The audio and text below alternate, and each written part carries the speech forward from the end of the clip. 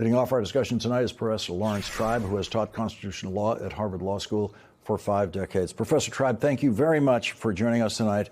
And I wanted to begin with you tonight on this point that Jack Smith raised, that we just heard him say, his fear. He says, "My fear is that we have seen the rule of law function in our country for so long that many of us have come to take it for granted." I think that certainly applies to me. Certainly at the beginning of the Trump era, I had come to take it for granted. He said the rule of law is not self-executing. It depends on our collective commitment to apply it. What is your assessment of the status of the rule of law in America tonight? I think the rule of law is in grave danger. It's in danger in part because, as Jack Smith so eloquently said in his closing, we take it for granted. We assume, almost as we assume that there is air to breathe and land to walk on, we assume that the rule of law is just there. And for most of us, much of the time, it is.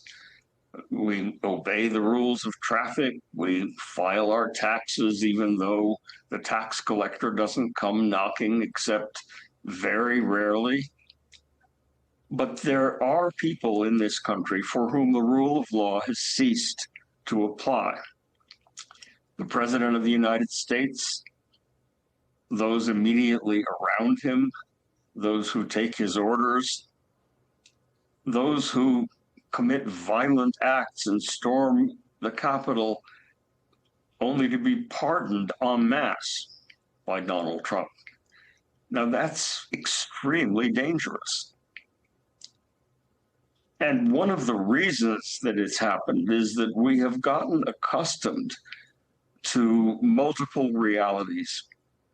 There is the reality that most of us see with our eyes, hear with our ears, and there is the reality that is fed to us through fake issued statements through Donald Trump and his Truth, ironically named Social. It was so surreal to have Republican after Republican today lying about things we all saw, things they saw about January 6th, in a room full of people, including both members of Congress and Capitol Police who were there. Some years ago, that would have been breaking news. Members of Congress obviously lying about things that happened in front of them. And when you look at the questions they asked to try to dent the powerful summation that we heard today of the overwhelming evidence of 4 grave felonies by Donald Trump related to overturning a lawful election and 40 more felonies involving stealing highly classified information and hiding it in bathrooms and ballrooms and other places where foreign spies could even see it. The kinds of questions that they asked to deal with that calm, compelling testimony had nothing to do with actually undermining it. They quibbled in some questions about exactly what details accompanied the first taking of the oath by Jack Smith, perhaps when he was overseas, but if there was any technical problem, it was irrelevant and it was cured. They asked questions, really amazing questions about, wasn't it odd that it was only the telephone records of Republicans in Congress that were subpoenaed by Jack Smith? You would have obviously expected that when he's looking for the people that Donald Trump telephoned to find out when he called them and how long the call lasted, sure, he would have expected that he would have sought the phone records of Democrats he would be very likely to have called Democrats when it was Republicans that he was trying to force into helping him stay in power.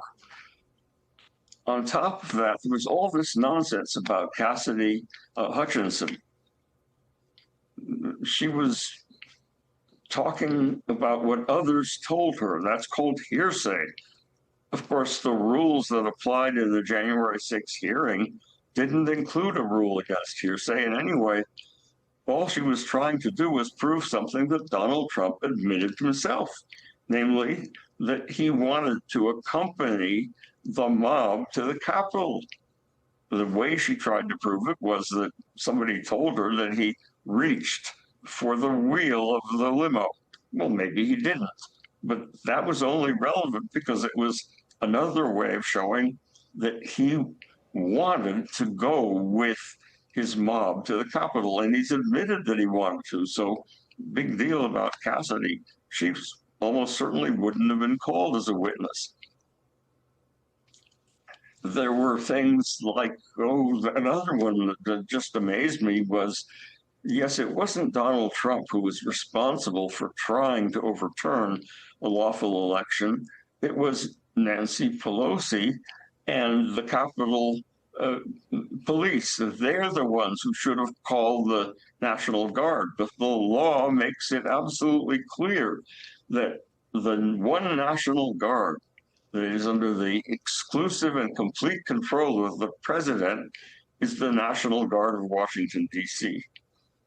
He doesn't have the right to call in the National Guard as a kind of military force to occupy Minneapolis the way he's tried to do, or other places. The place he does have the power to call the National Guard is D.C. So what we witnessed was a bizarre saga in which we have a career prosecutor, no axe to grind, never talked to Biden, never talked to Garland, doing his job. The Republicans accusing him of being a partisan puppet, doing the bidding of the government, of the White House, at the very same time that the person who now occupies the White House is directing his Justice Department in the most partisan way possible to prosecute people like Jack Smith who are just doing their job. So it's a kind of split screen reality, but what's at stake is not just these theatrics. What's at stake is the future of our country.